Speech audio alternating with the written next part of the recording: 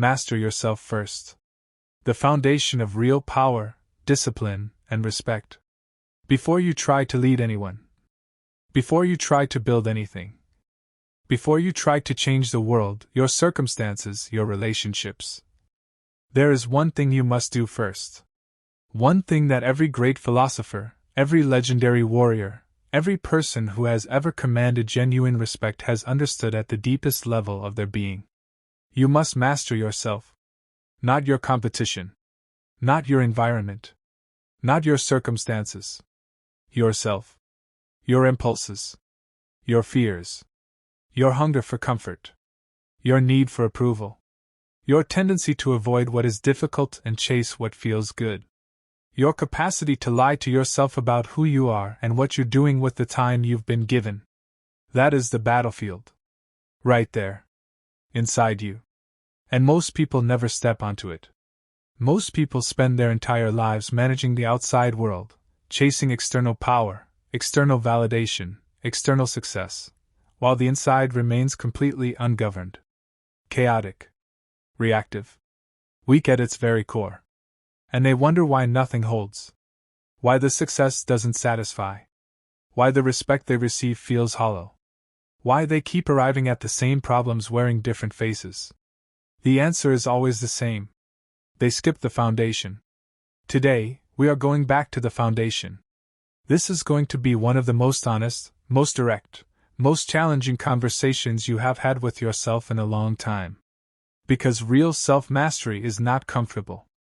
It is not a highlight reel. It is not a morning routine aesthetic. It is war. A quiet, daily, unglamorous war, fought entirely within. And the warriors who win it become something rare. Something the world desperately needs more of. People of genuine power. Genuine discipline. Genuine respect. If that is what you are building, you are in exactly the right place. And before we go any further, if this kind of deep, unfiltered wisdom is what you have been searching for, please subscribe to this channel right now. Hit the bell. Because this is what we do here every single week, and what's coming will go even deeper. Subscribe now. Let's begin. Part 1. Why most people never master themselves. Let's start with something uncomfortable. Most people will never master themselves. Not because they lack intelligence. Not because life has been too hard. Not because the odds are stacked against them. But because self-mastery requires something that the modern world is actively engineering out of us. Discomfort.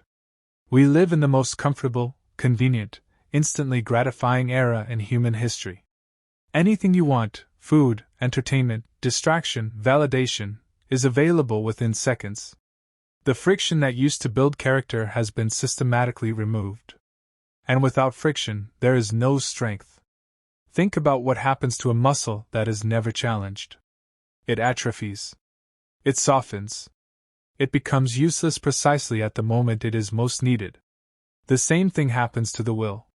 A will that is never challenged, never made to delay gratification, endure discomfort, hold a line under pressure, becomes soft. Unreliable. A will that collapses at the first sign of difficulty. And a person with a soft will is not free. They are a slave to whoever or whatever triggers their impulses next. The Stoics understood this with absolute clarity. Epictetus, who began his life as a literal slave, taught that the only true freedom is self-mastery. That the person who cannot govern their own desires, fears, and reactions is enslaved no matter what their legal or social status says. And the person who can govern themselves is free, regardless of what chains the outside world places on them. This is not a metaphor. This is the most practical truth in the history of human philosophy. Your anger, who controls it? You. Or anyone who knows which buttons to push? Your appetite, who governs it? You. Or whatever is in front of you at the moment? Your attention, who directs it? You. Or whichever notification, algorithm, or distraction is loudest right now?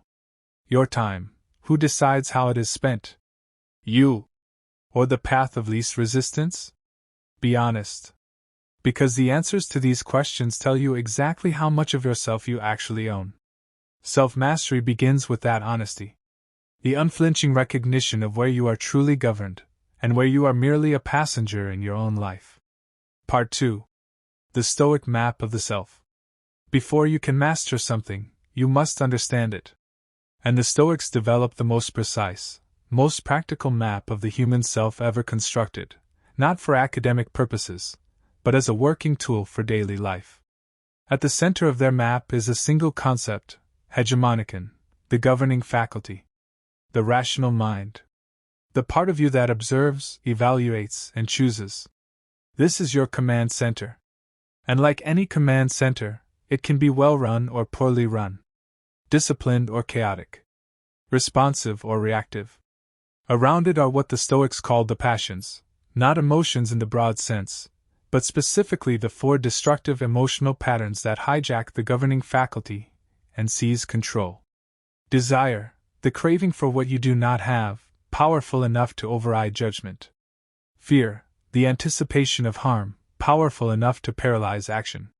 Pleasure, the attachment to comfort and sensation, powerful enough to corrupt values. Distress, the pain of not having what you want, powerful enough to consume your entire focus. The Stoics were not saying these experiences are wrong or shameful. They were saying that when these forces govern you, when desire makes your decisions, when fear stops your actions, when pleasure determines your choices, when distress dictates your mood, you have lost command of yourself. And a person who has lost command of themselves cannot be trusted with anything else. Not leadership. Not relationships. Not real success. Not genuine respect. The path of self-mastery is the path of reclaiming your governing faculty. Of returning again and again to the rational, values-based center of who you are, and making your choices from there rather than from the chaos of unexamined impulse. This sounds simple. It is not easy.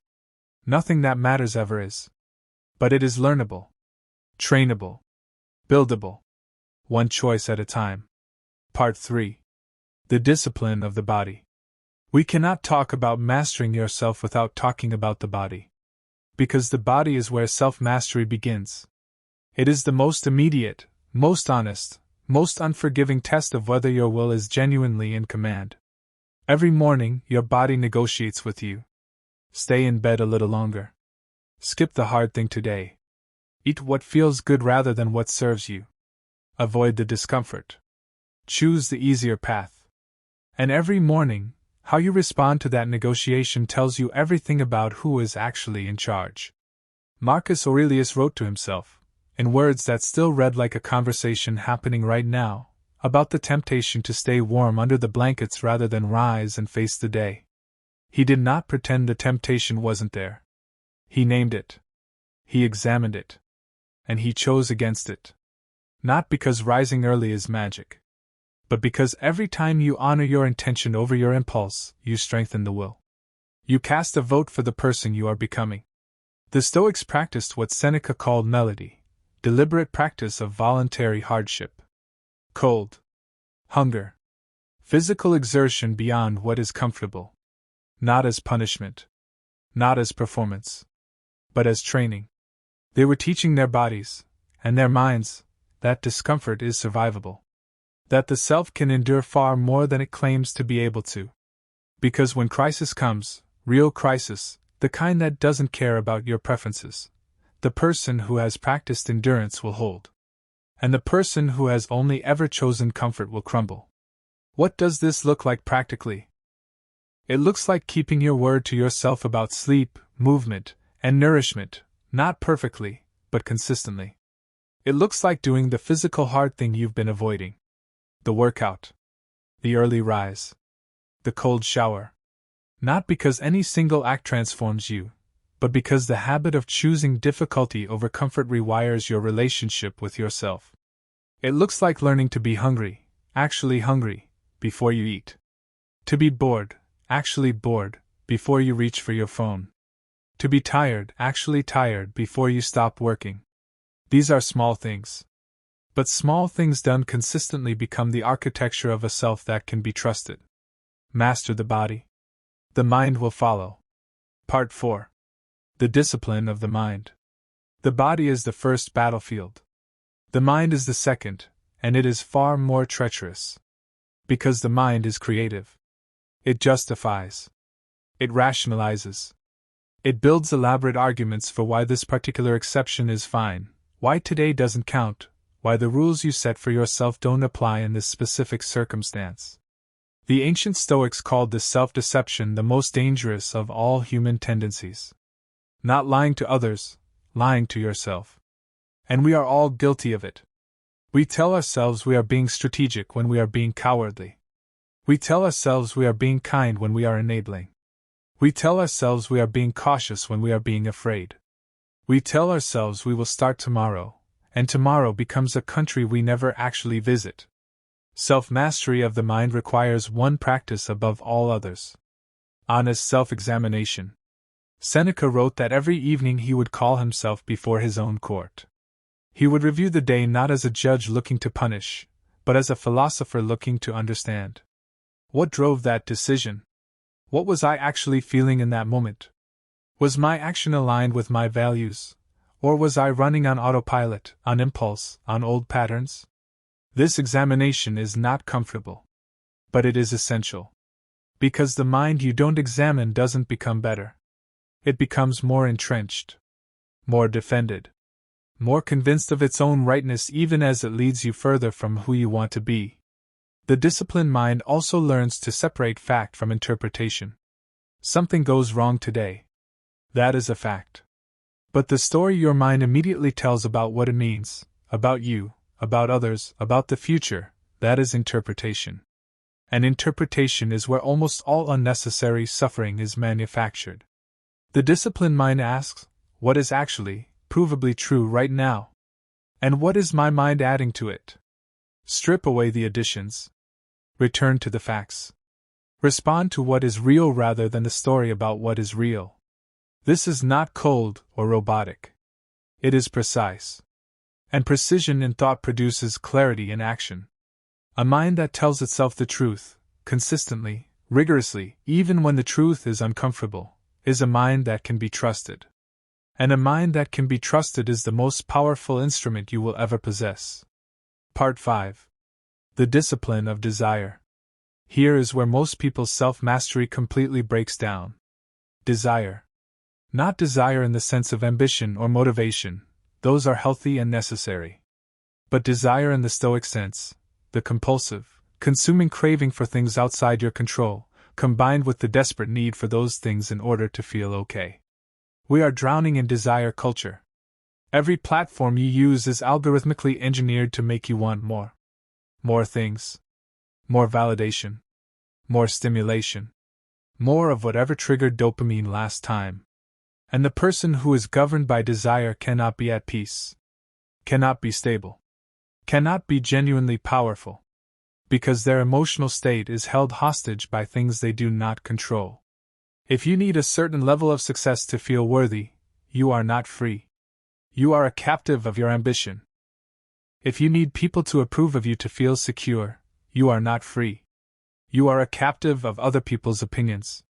If you need your circumstances to be a certain way before you can be at peace, you are not free.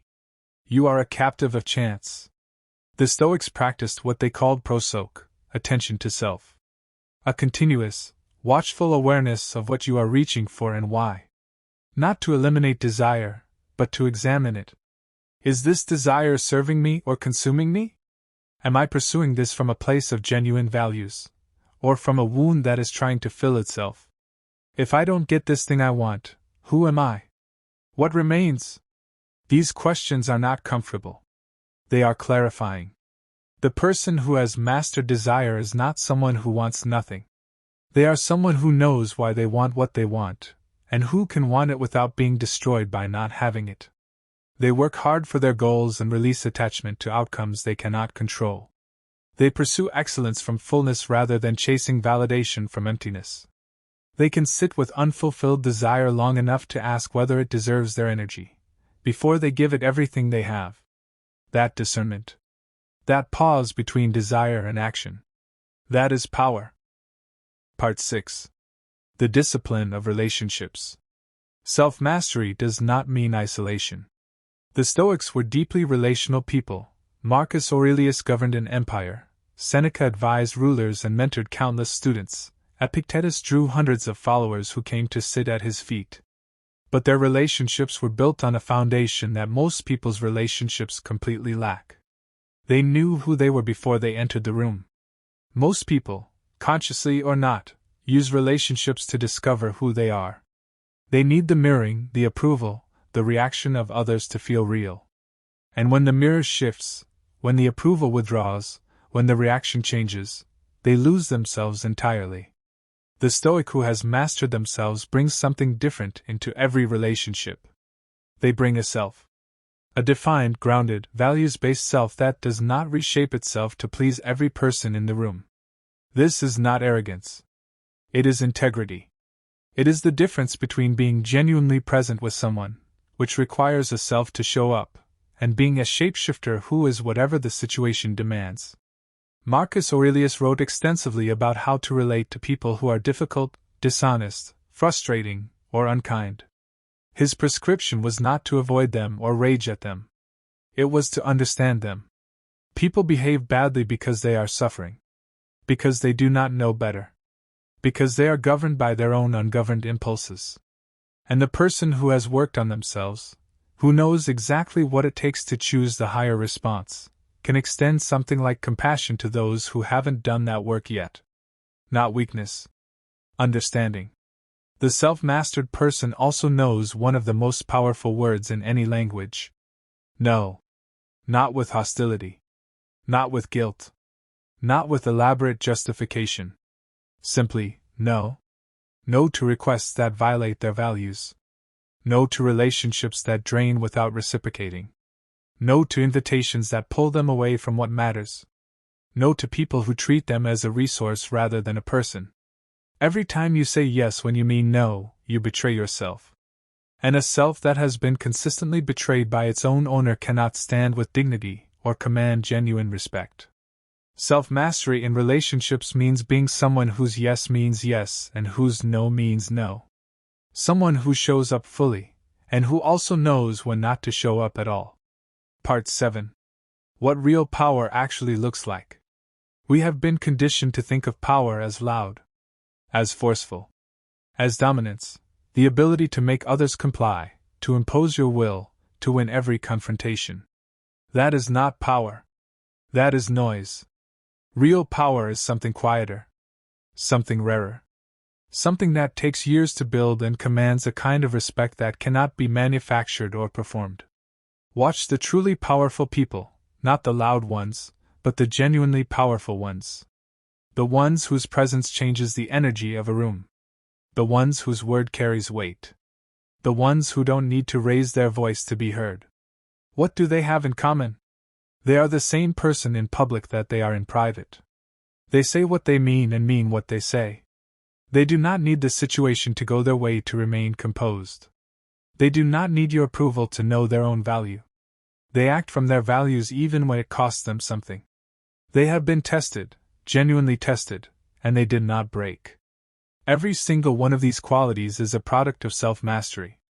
Every single one is built in private, in silence, in the unglamorous daily practice of choosing the harder, more honest, more disciplined path.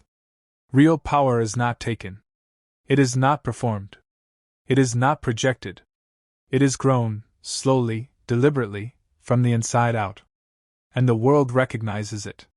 Not because it is announced. Because it is undeniable. The person who has genuinely mastered themselves walks differently. Speaks differently. Makes decisions differently. Handles difficulty differently. They are different. Because they have done something most people will never do. They went to war with themselves, and they won. Part 8. What real discipline actually requires. Let's talk about discipline honestly. Because it has been co-opted by a culture that makes it look like a highlight reel, 4 a.m. wake-ups, ice baths, grinding montages, aesthetic productivity setups. That is not discipline. That is discipline's costume. Real discipline is far less photogenic. And far more powerful. Real discipline is keeping a promise you made to yourself when no one is watching and there is absolutely no external consequence for breaking it. Real discipline is showing up to do the work on the day when you feel terrible, not because you feel motivated, but because you decided. And your decisions mean something. Real discipline is sitting with an emotion without acting on it. Feeling the anger fully, and choosing not to weaponize it. Feeling the fear fully, and choosing to act anyway. Feeling the temptation fully, and choosing your values over your impulse. Real discipline is not a feeling. It is not motivation. It is not inspiration. It is a decision. Made once, seriously, and then honored daily, especially on the days when honoring it is most difficult. The Stoics called this ascesis, practice, training, the deliberate cultivation of excellence. They understood that you do not become disciplined by deciding to be disciplined. You become disciplined by doing disciplined things. Repeatedly. Long after the novelty has worn off. Long after the motivation has faded. Long after it has stopped being interesting. This is the part that separates the people who talk about self-mastery from the people who actually achieve it. The talking is easy. The beginning is exciting. But the middle, the long, gray, unremarkable middle where no one is watching and the results aren't visible yet, and the work is exactly the same as it was last week, that is where character is actually built. Get comfortable in the middle. Learn to love it, or at least respect it. Because the people who persist through the middle become the people who are still standing when everyone else has given up. And those people, they are the ones who end up with something real. Part 9. What real respect actually means. Respect. Everyone wants it. Most people are pursuing a version of it that will never satisfy them. Because they are chasing the wrong thing. They want to be respected for what they have. What they've achieved. How they look. What their title says. What their account balance confirms. And maybe they get it. For a while. In certain rooms. From certain people. But it doesn't hold. Because it isn't built on anything that holds. Real respect, the kind that endures, the kind that is given freely rather than performed for, the kind that follows you into every room you enter, is not given for what you have. It is given for who you are. And who you are is built, only, entirely, irreducibly, through self-mastery. The person who commands genuine, lasting respect is the person whose actions consistently match their words. Who does not say one thing and do another? Who shows up the same way on the hard days as they do on the good ones? Who treats people with the same dignity regardless of what those people can do for them? These qualities cannot be faked for long. People feel them. They register them, often subconsciously, as something rare and trustworthy. And they respond to them with something money cannot buy. Real respect also has nothing to do with what other people decide about you. The Stoics were ruthlessly clear on this point. Reputation is outside your control. What people think of you is outside your control. The only thing you can control is your character. Your actions.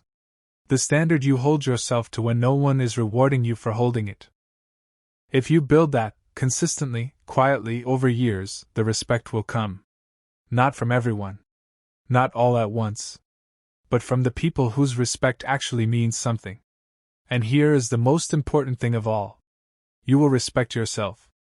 And self-respect, genuine self-respect, the kind earned through consistently honoring your own standards, is worth more than the admiration of the entire world. Because you have to live with yourself. Every day. Every quiet moment. Every honest hour of self-reflection. Make yourself someone you are proud to live with. We have walked a long road today. From the honest recognition that most people will never do this work, to the Stoic map of the self and the governing faculty that can either lead you or be led by chaos. Through the discipline of the body, which is where mastery begins. Through the discipline of the mind, which is where mastery deepens. Through the mastery of desire, which is where most people's willpower surrenders. Through the mastery of relationships, which is where character becomes visible. To the truth about real power, real discipline, and real respect, which are not what the world tells you they are, but something far rarer and far more valuable. This is not a one-time lesson. It is a lifelong practice. Marcus Aurelius, with all his power, all his philosophy, all his years of deliberate practice, still wrote to himself every day. Still reminded himself of the basics. Still caught himself falling short of his own standards and chose to begin again. That is not failure. That is the practice. You will fall short. You will have days when the impulse wins and the will retreats. When the old pattern reasserts itself, and you look back at the end of the day knowing you could have done better. That is not the end of your self-mastery. That is the material of it. Every moment you catch yourself, examine yourself, and choose differently, you are building something. Something invisible but real. Something that compounds over time into the kind of person who changes every room they enter. Start today. Not with a grand gesture. Not with a complete life overhaul. With one choice. The next choice you make that is difficult, make it from your values, not your impulse. That's it. That's how it begins. And then the next one. And the one after that. Day by day. Choice by choice. The self is built. If today's conversation reached something in you, if it stirred something that you know needs to be stirred, please share this video with someone who needs to hear it.